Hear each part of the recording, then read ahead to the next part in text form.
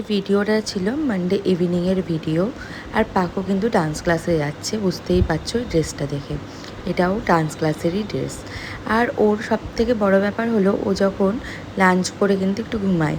আমাকে কিন্তু যেদিন ডান্স ক্লাস থেকে আমাকে আর ডাকতে হয় না, ও কিন্তু ঠিক বুঝে যায় ওর টাইমিংটা, যে ওকে উঠতে হবে, উঠে একটু কিছু খেতে হবে, দিয়ে ওকে বেরিয়ে যেতে হবে ডান্সের জন্য। আর ও কিন্তু এটা খুব ভালোভাবে মেনটেন করে। শুধু ডান্স ক্লাস বলবো না, এটা তোর ভালোবাসার একটা জায়গা, বা মন থেকে ভালোবাসা যেটাই হোক না কেন, এটা ওর ডান্স কিন্তু ঠিকই। কিন্তু তার থেকেও বড় কথা হলো, ওর যখন স্কুলও থাকে তখনও ঠিক যেমন স্কুল ছুটি থাকলে যেমন অনেক লেট করে ওঠে, আর স্কুল থাকলে যেমন সকাল সকাল উঠে পড়ে, আমাকে কিন্তু তখন ডাকতেও হয় না সেভাবে। ও এমন এক এক দিন হয়েছে, ও আমাকে অনেক তাড়াতাড়ি উঠে ডেকেছে যে মা ওঠো, আমি এখন স্কুল যাব। ওর কিন্তু এখন এজ 3 ইয়ার্স প্লাস হয়ে গেছে, তাতে ওর দেখছি টাইমিং সেন্সটা অনেকটা। কিন্তু ওর এজে আমার কিন্তু এরকম কিছুই ছিল না। এটা আমি খুব গর্ববোধ করছি না, কিন্তু এটা বলতেও আমার কোনো লজ্জা নেই যে ওর কিন্তু ওই টাইমিং সেন্সটা খুব অনেকটা বেশি। আমি যেটা মনে হয় আমার, আমি সেটাই শেয়ার করলাম। তারপর তো ওকে নিয়ে ক্লাসে চলে গেলাম।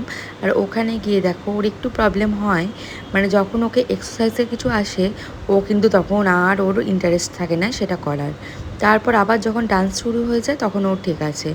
ওটা ওর হয় ক্যারাটে ক্লাসেও। ক্যারাটে ক্লাসে গেলেই কিন্তু ওর যখন এক্সারসাইজ করায় ওর হয়ে যায় অন্যরকম মুড। ও তখন আর পারে না, ওর তখন পায়ে লাগে, হাতে লাগে, এটাই তো স্বাভাবিক। আমাদেরকে যদি এখন একটু বেশি কাজ করতে বলে তো আমরা তো পারি না, হাঁপিয়ে উঠি। আর ও তো বাচ্চা, অনেকই ছোট এখনও, ওর এখনও অনেকটা সময় পড়ে আছে ঠিক। কিন্তু এখন একটু একটু প্র্যাকটিস করলে বড় হতে হতে ওর কিন্তু এটা অনেকটা অভ্যস্ত হয়ে যাবে ও নিজেই। তখন ওর ভালো লাগাটা অনেক বেড়ে যাবে।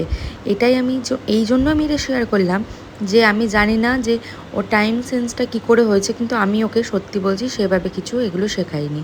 ওর নিজে নিজেই হচ্ছে, হয়তো ওর অন্য ফ্রেন্ডদেরকে দেখে ওর হচ্ছে, বা ওর নিজের মন থেকে হচ্ছে, কিছু তো একটা হচ্ছে ওর মধ্যে। সত্যি যে যে গুণগুলো এ বয়সে আছে, আমার ওই বয়সে এসব কিচ্ছু ছিল না। আমরা তখন শুধু খেলাধুলা এইসব নিয়েই থাকতাম। আর এদের ব্যাপারটা হচ্ছে কি, যে এখনকার বাচ্চাদের বাইরে খেলতে যাওয়ার কিন্তু সেই চাহিদাটা আর নেই। আমাদের বেলায় যেটা বিকাল হলেই যেতাম, এভাবেই কাট।